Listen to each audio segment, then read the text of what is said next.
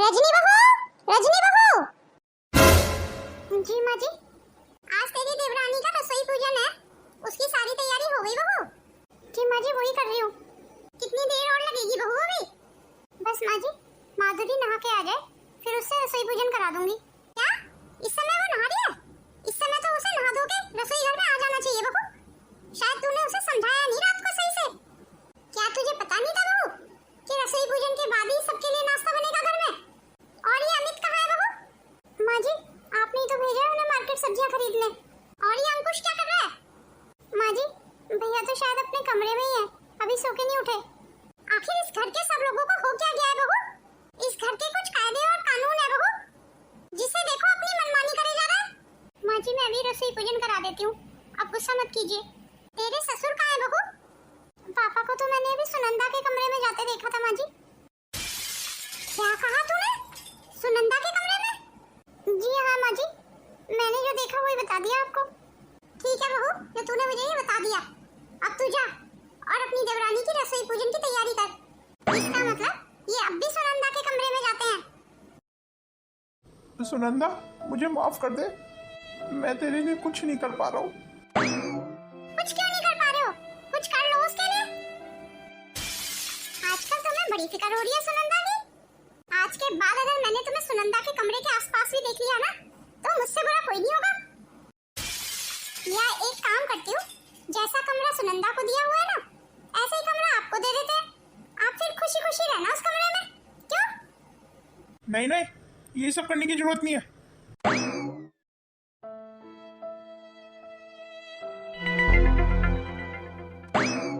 Mummy, यहाँ खड़े होकर मेरा इंतजार कर रही हो ना? अरे तू आ गई बेटा, मैं तेरा इंतजार कर रही हूँ। पर मम्मी, घर में कोई बात है क्या? सब ठीक तो है? आप काफी परेशान लग रही थी अभी। तेरे जाने के बाद मैं काफी अकेली पड़ गई हूँ सुमन। ऐसे लग रहा है जैसे सब कुछ मेरे हाथों से निकलता जा रहा है। पर ऐसा भी क्या हो गया मम्मी, जो आप ऐसे बोल रही हैं? माँ जी, रसोई पूजन की सारी तैयारी हो गई है, आप पूजा करा दीजिए। अरे बहू, अब इसमें मैं क्या पूजन करा दूं? तुझे तो पता ही है सब कुछ। जल्दी जल्दी माधुरी से रसोई पूजन करा दे और फिर नाश्ते की तैयारी करो। और तुम दोनों सुमन से कुछ सीखो। तुम दोनों से अपने घर के काम ही खत्म नहीं हुए, और सुमन नहा धो के अपने ससुराल से भी आ गई। और बहू, वो बड़े वाला कमरा सुमन के लिए तैयार करा देना। अब सुमन कुछ दिन यही रहेगी। और हाँ बड़ी बहू, ध्यान रहे, आज का सारा नाश्ता छोटी बहू ही बनाएगी। और हाँ बड़ी बहू, छोटी बहू की मदद करने की कोई जरूरत नहीं है। अगर मुझे पता चला ना कि तूने छोटी बहू की मदद की है, तो मुझसे बुरा कोई नहीं होगा। पर माँ जी, अभी सबके लिए इतना नाश्ता बनना है, इतना सारा खाना माधुरी कैसे बनाएगी? क्यों बहू, क्यों नहीं बना सकती? माधुरी क्या दूध पीती बच्ची है? अब उसकी शादी हो गई है, अब वो ससुराल में आ गई है। ससुराल के कायदे कानून तो उसे मानने ही पड़ेंगे। अब ससुराल के काम बहू नहीं करेगी तो कौन करेगा? क्यों छोटी बहू, सही कह रही हूँ ना मैं? और मम्मी जी, मुझे तो यहाँ आए हुए भी 3-4 दिन ही हुए। अब सबकी पसंद नापसंद मुझे कैसे पता होगी? अगर मुझे भाभी हेल्प कर देंगी तो मुझे पता चल जाएगा ना सबका पसंद और नापसंद का। और अगर आप ये नहीं चाहती हैं कि भाभी मेरी मदद करे, तो आप कर दीजिए माँ जी। आप मुझे बता दीजिए किसको क्या पसंद है क्या नहीं है। अब तू ये चाहती है कि दो बहुओं के होते हुए मैं किचन में जाऊं, क्यों छोटी बहू? पर हाँ, तेरी बात को समझते हुए बड़ी बहू आज तेरी मदद करा देगी। पर हाँ, अपने हिस्से का आगे से काम तुझे खुद ही करना पड़ेगा छोटी बहू। बड़ी बहू, अच्छे से सिखा देना आज अपनी देवरानी को कि इस घर में किसको क्या पसंद है क्या नापसंद है, समझ गई? जी ठीक है माँ जी, मैं समझा देती हूँ। माधुरी चल, तेरी रसोई पूजन भी करानी है। जी भाभी चलिए। जा सुमन, तू भी हाथ मुंह धो ले, नाश्ता बनते ही मैं तेरे कमरे में चाय नाश्ता भिजवा देती हूँ। जी ठीक है मम्मी। बस छोटी बहू का रसोई पूजन सही से निपट जाए, उसके बाद इस सुनंदा से निपटूंगी। भगवान का शुक्र है, सारा काम हो गया। बस अब तुम्हारा बनाया हुआ नाश्ता सबको पसंद आ जाए। भाभी आप क्यों फिक्र कर रही हैं? नाश्ता अच्छा तो बना था, सबको पसंद ही आएगा। भगवान करे ऐसा ही हो। अच्छा भाभी, एक बात बताओ, ये माँ जी हमेशा ऐसे गुस्से में रहती हैं? अब उनका स्वभाव ही ऐसा। मेरी शादी से लेके आज तक मैंने माँ जी को कभी हंसते हुए नहीं देखा। इस घर में माँ जी की चलती है, उनकी मर्जी के बिना पत्ता भी नहीं हिलता। इसलिए एक सलाह दे रही हूँ तुम्हें, माँ जी के खिलाफ जाने की कभी कोशिश मत करना। और हाँ माधुरी, एक प्लेट में अलग नाश्ता लगा के बाबूजी के कमरे में दे आओ। पर पापा के कमरे में क्यों देके आओ? पापा सबके साथ नाश्ता नहीं करेंगे? नहीं नहीं माधुरी, पापा हमेशा अपने कमरे में ही खाना खाते हैं, वो कमरे से बाहर कम ही निकलते हैं। पर ऐसा क्यों भाभी? अब इस क्यों का जवाब तो मुझे भी नहीं पता, पर पता नहीं क्यों पापा जी बहुत डरे हुए और सहमे हुए से रहते हैं। ऐसे लगता है जैसे माँ जी से बहुत डरते हैं। बड़ा अजीब सा माहौल है इस घर का। पर माँ जी ने इस घर में सबको ऐसे डरा धमका के क्यों रखा हुआ है? मेरा मतलब है हम सब भी तो उनके अपने ही हैं। खैर माधुरी, ये सब छोड़ो तुम। अच्छा हाँ माधुरी, तुमने सुमन दीदी की पसंद का हलवा तो बना दिया था? ओहो भाभी, वो तो मैं भूल गई बनाना। ये तुम क्या कह रही हो माधुरी? अरे कोई बात नहीं है ना भाभी, हलवा कल बना देंगे। तुम अभी सुमन दीदी को जानती नहीं हो ना, इसलिए ऐसे कह रही हो। अब तुम देखना सुमन दीदी कितना कलेश करेंगी और उसके बाद माँ जी तुम्हारा जीना आराम कर देंगी। पर भाभी इसमें इतना कलेश करने की क्या बात है? हलवा ही तो है, आज नहीं बना तो कल बना देंगे, कल खा लेंगी सुमन दीदी। एक काम करते हैं माधुरी, अभी बना लेते हैं। नहीं नहीं भाभी, अभी नहीं बनाएंगे, हम लोग सुबह से किचन में काम कर रहे हैं। भाभी भाभी, लो आ गई मुसीबत। भाभी, मैंने हलवा बनाने के लिए बोला था, हलवा कहाँ है? हाँ दीदी वो बना लिया है, हम बस अभी ला ही रहे हैं। ओहो भाभी, आप झूठ क्यों बोल रही हो? हलवा तो अभी हमने बनाया ही नहीं, हम भूल गए बनाना। दीदी हलवा कल बन जाएगा, आज वैसे भी इतना सारा नाश्ता बनाया है, आप वो खा लीजिए ना। पर ऐसे कैसे भूल गई तुम? मैंने तो बड़ी भाभी को फोन करके रात ही बोल दिया था कि मुझे हलवा खाना है सुबह। अब मैं और इंतजार नहीं कर सकती हलवा खाने के लिए, जल्दी बना दो। सॉरी दीदी, इंतजार तो करना पड़ेगा आपको, मैं कल ही बनाऊंगी अब हलवा। शायद तुम्हें पता नहीं है तुम किससे मना कर रही हो। मुझे जो खाना होता है ना वो उसी समय चाहिए होता है मुझे। हलवा तो तुम्हें अभी बनाना पड़ेगा माधुरी भाभी। हाँ तो दीदी आप खुद बना लीजिए फिर, किचन में बहुत गर्मी है, मैं तो नहीं बना पाऊंगी। तुम्हारी इतनी हिम्मत, मुझे मना कर रही हो? तुम यहीं रुको, अभी माँ को बुलाती हूँ। Mummy mummy. दीदी हलवा मैं अभी बना देती हूँ, आप माँ जी को मत बुलाइए। और बड़ी भाभी हलवा आप क्यों बना देंगी? मैंने माधुरी भाभी को बोला बनाने के लिए, तो हलवा तो इन्हीं को बनाना पड़ेगा। अरे बड़ी अजीब सी हो तुम, इतना सारा नाश्ता बना के बाहर टेबल पे लगाया हुआ है, वो तुमसे खाया नहीं जा रहा है, तुम्हें हलवा ही खाना है। माधुरी ये तुम क्या कर रही हो? आप डर क्यों रही हैं भाभी? मुझे आज इनसे बात करने दीजिए। माधुरी अभी भी माफी मांग लो दीदी से, हलवा मैं बना दूंगी। आप क्यों बना देंगी भाभी? आप भी तो सुबह से गर्मी में मेरे साथ किचन में लगी हुई हैं। जिसको हलवा खाना है वो खुद बनाए। तुम्हारा मतलब है तुम्हारे होते हुए मैं हलवा बनाऊं? जी हाँ, आपने बिल्कुल सही सुना, मेरा यही मतलब है। ये सब इस घर में क्या हो रहा है? मम्मी अब आप ही देख लो अपनी नई बहू को, इसे 4 दिन नहीं हुए आए हुए अभी, और मेरे सामने जवान चला रही है। छोटी बहू ये सब मैं क्या सुन रही हूँ? माँ जी सुबह से इतना नाश्ता बनाया है, अगर मैं हलवा बनाना भूल गई, उसी के लिए दीदी ने इतना बखेड़ा खड़ा कर रखा है। सबसे पहले तो बहू आंखें नीचे और गर्दन झुका के बात कर मेरे सामने। ये मत भूल बहू, मैं तेरी सास हूँ, बात हलवे की नहीं है बहू, बात मेरी बेटी के मान और सम्मान की है। और तू ये मत भूल सुमन तेरी ननद है, और ससुराल में तो बहुओं को सास और ननद की इज्जत करनी चाहिए। पर माँ जी मैंने इज्जत करने के लिए कम मना किया है, मैं तो सिर्फ इन्हें समझा रही हूँ कि मैं हलवा कल बना दूंगी। और ये है कि समझने को तैयार ही नहीं है।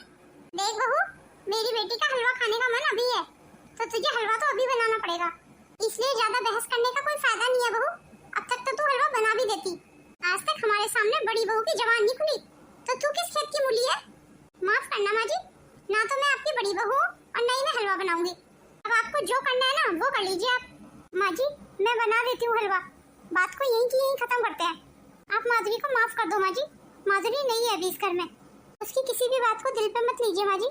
धीरे धीरे माधुरी भी इस घर के तौर तरीके सीख जाएगी माँ जी। तो फिर ठीक है बहू, जितनी जल्दी हो सके ना अपनी देवरानी को इस घर के तौर तरीके सिखा दे, कहीं ऐसा ना हो बाद में इसे पछताना पड़ जाए। यही अच्छा होगा इसके लिए और हमारे लिए। सुमन तू इंतजार कर, हलवा अभी बन के आ रहा है तेरे लिए, अब तू जा यहाँ से। जी ठीक है मम्मी। भाभी आपने हलवा बनाने के लिए क्यों हाँ बोल दिया?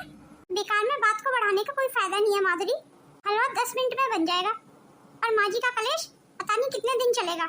और तुम अभी माँ जी को जानती ही नहीं हो, माँ जी चाहे ना तो अभी निकलवा सकती है तुम्हें इस घर से। अभी तुम्हारी शादी को 4 दिन हुए हैं, तुम्हारे पूरे परिवार को इकट्ठा करके तुम्हें भेज देंगी तुम्हारे मायके, और तुम मुझसे लिखवा लो, भैया भी तुम्हारा साथ देंगे नहीं, फिर तुम माँ जी के सामने करी क्या लोगी? इसलिए माँ जी से भिड़ने की कोशिश मत करो, इसलिए मैं नहीं चाहती तुम्हारा घर टूटे। और मैं अच्छे से जानती हूँ माधुरी, तुम्हारी 2 कुंवारी बहनें और हैं तुम्हारे मायके में भी, मैं माँ जी को बहुत अच्छे से जानती हूँ कि वो किस हद तक जा सकती हैं। चलो अब मैं फटाफट से हलवा बना देती हूँ। भाभी आप रहने दीजिए, हलवा मैं ही बना देती हूँ। चलो तुम किचन संभाल लो, मैं घर का और काम देखती हूँ। बस जहाँ पे भी मेरे मायके की बात आती है ना, वहीं पे मैं कमजोर पड़ जाती हूँ। मैं ये कभी नहीं चाहूंगी कि मेरे मम्मी पापा का सिर मेरी वजह से किसी के सामने झुक जाए, पर इस घर में जो कुछ भी गलत हो रहा है ना, वो सब कुछ तो मुझे सही करना ही पड़ेगा। मुझे भी तो पता लगे जरा, आखिर माँ जी के सामने कोई बोल क्यों नहीं पाता है? सब लोग इतना डरे और सहमे हुए क्यों रहते हैं? और पापा जी अपने कमरे से बाहर क्यों नहीं आते? ये सारे प्रश्नों के उत्तर तो मुझे चाहिए। अरे वाह माँ, ये सोने का सेट तो बहुत सुंदर है। ये किसके लिए बनवाया है आपने? माधवी के लिए बनवाया है। आज उसने खाना जो बनाया है। इतना कलेश होने के बाद भी माँ आप उन्हें सोने का सेट दे रही हो? सुमन, ये सेट देना तो अब उसे जरूरी हो गया है। पर ऐसा क्यों माँ? आपने देखा नहीं माँ, उन्होंने मुझसे कितनी बदतमीजी से बात की और आप उन्हें सोने का हार दे दिए। जिसे इनाम के तौर पे 2 थप्पड़ लगने चाहिए थे, उसे आप सोने का हार दे रही हैं। शांत हो जा सुमन, मुझे पता है मैं क्या कर रही हूँ। मुझे मेरा काम करने दे। अब माधुरी आई गरीब परिवार से, तो क्यों ना मैं उसे सोने का हार देके खरीद लूं। और वैसे भी सोने का हार मेरे लिए कोई मायने नहीं रखता। पर हाँ, आज जिस तरीके से माधुरी ने मुझसे बात की है ना, वो मेरे लिए मायने रखता है। जिस तरीके से आज माधुरी ने सांप की तरह फन उठाया है ना अपना, वो फन तो मुझे कुचलना ही पड़ेगा। और शायद ये सोने का हार देख के माधुरी अपनी हार खुद ही स्वीकार कर ले। अब माधुरी को अपने पैसे और पावर का एहसास कराना भी तो जरूरी है। अगर वो हमारा ये हार ले लेती है, तो वो दोबारा हमारे सामने कभी अपना सिर नहीं उठा पाएगी। मेरी आंखों से तो उसका सुबह वाला रूप ही नहीं हट रहा है। आखिर हो क्या गया था उसे? कितनी निडरता से खड़ी हुई थी मेरे सामने। उसकी आंखों में बिल्कुल भय नहीं था। अगर इसी तरीके से वो बगावत करती रही ना, तो मेरा बना बनाया खेल बिगड़ जाएगा। कभी कभी मुझे तो आपकी बातें बिल्कुल समझ नहीं आती माँ। जी माँ जी, आपने मुझे बुलाया? बहू इधर आ, तुझे इनाम देना है। आज सुबह तूने हलवा बहुत अच्छा बनाया, हमें काफी पसंद आया। अब हमारा मुंह मीठा करने का शगुन तो ले ले।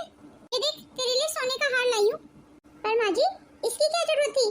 नहीं माँ जी, मुझे इस हार की जरूरत नहीं है। ये हार आप दीदी को ही दे दीजिए। वो क्या है ना माँ जी, मुझे हार का बिल्कुल शौक नहीं है। वैसे भी दीदी को ये हार फार काफी अच्छे लगते हैं, तो आप यही वाला हार दीदी को दे दीजिए। वो जब ससुराल जाएंगी तो उनके काम आएगा। अब इन हारों का तो दीदी को ही शौक है माँ जी, मुझे नहीं। ये क्या तरीका है बहू? जब तेरी सास तुझे कोई चीज दे रही है, तो आराम से ले क्यों नहीं लेती है? तू क्या अपने मायके से कसम खा के आई हुई है कि तू अपनी सास ननद के खिलाफ ही जाएगी? माफ करना माँ जी, पर मेरा ऐसा कोई इरादा नहीं था। फिर भी माँ जी, ये हार तो मैं आपसे नहीं ले सकती। बस मुझे तो आपका आशीर्वाद ही चाहिए माँ जी, ताकि इस घर में जो भी कुछ गलत हो रहा है ना, उसे मैं ठीक कर सकूं। अब आप क्या करेंगी माँ? ये चाय पी लो। अरे वाह, बहुत दिनों के बाद दर्शन हुए आपके।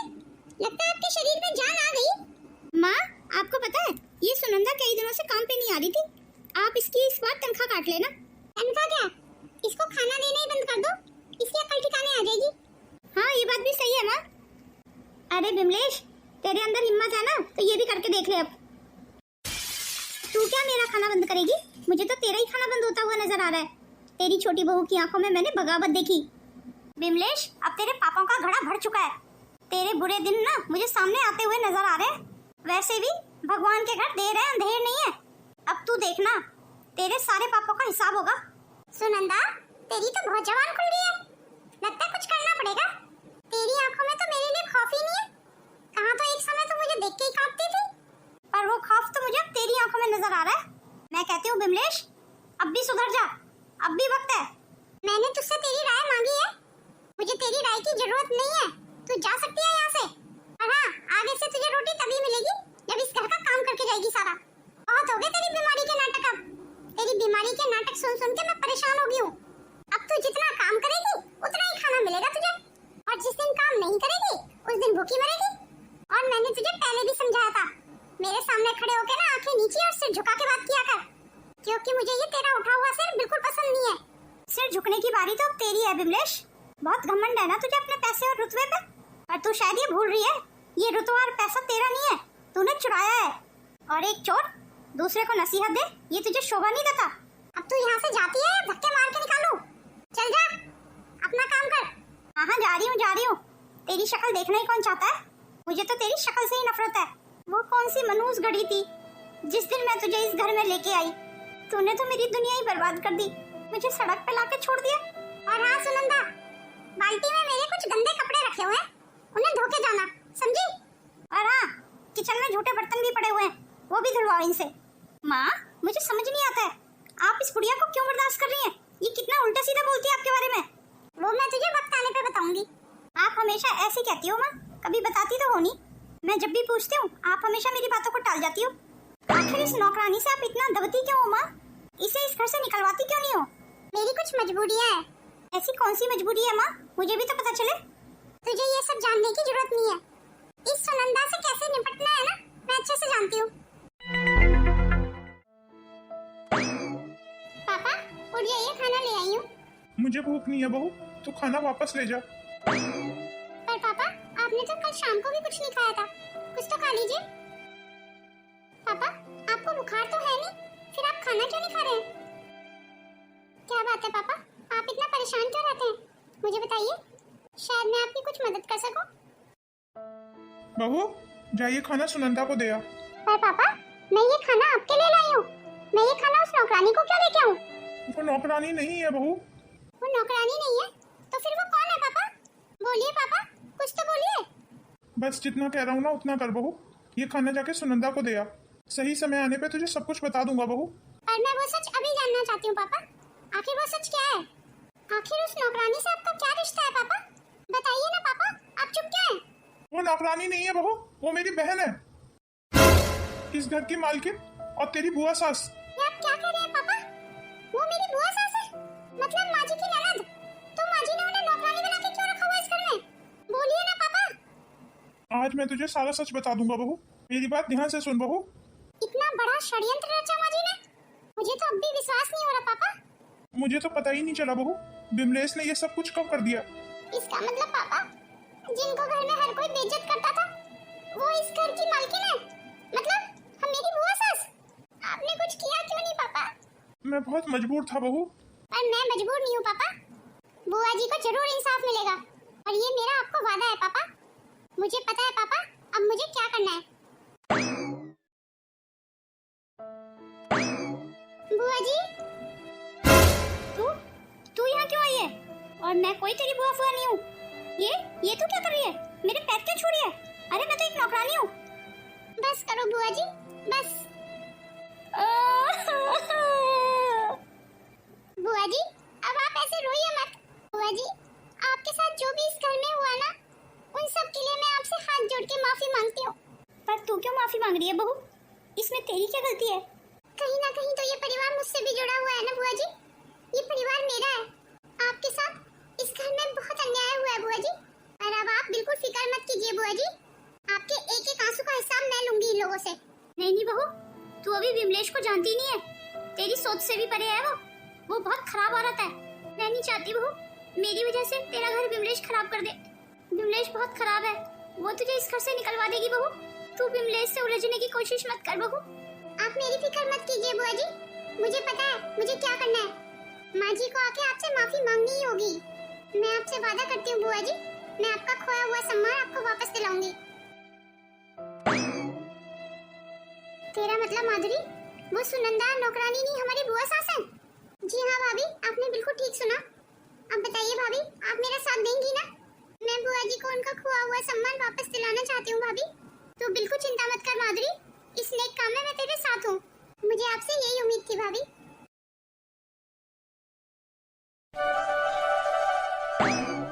ये क्या, तुम यहाँ मोबाइल देख रही हो? तुमने मेरे कपड़े प्रेस नहीं किए अभी तक? हेलो मैडम, मैं तुमसे बात कर रही हूँ। तुम्हें सुनाई नहीं दे रहा है क्या? बहरी हो गई हो? मैं तुमसे बात कर रही हूँ। आपने कुछ कहा दीदी? हाँ बोलिए। वो क्या है ना, मैं मोबाइल में बिजी थी। तुमने मेरे कपड़े क्यों नहीं प्रेस किए अभी तक? अब मैं नहाने के बाद क्या कपड़े पहनूंगी? मेरे पास तो प्रेस किए हुए कपड़े ही नहीं है। अरे तो दीदी प्रेस खुद कर लो ना, मैं आपके कपड़े वाला क्यों प्रेस करूं? घर में दो दो बहुओं के होते हुए ननद कपड़े प्रेस करेगी? तुम्हारा दिमाग तो ठीक है? अब जाओ मेरे कपड़े प्रेस करो और मेरे लिए कुछ खाने को लाओ। माधुरी मैं ये सोच रही हूँ, इन हाथों का कोई फायदा तो है नहीं, कोई काम धाम तो करते नहीं है ये हाथ, क्यों ना मैं इन हाथों को तोड़ दूं? हाँ भाभी, आइडिया बुरा नहीं है, आप ऐसा भी कर सकती हैं। मेरा हाथ छोड़ो।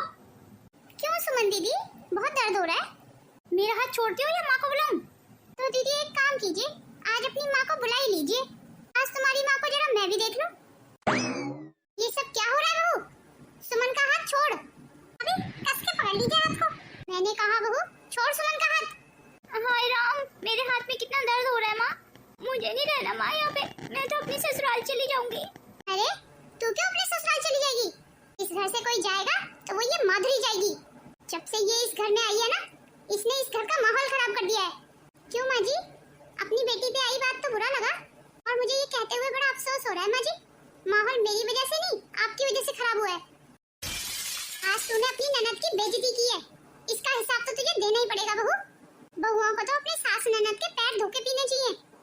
और तूने तूने क्या किया? तेरे माँ बाप ने तुझे इतना भी नहीं सिखाया कि सास ननद की इज्जत करनी चाहिए?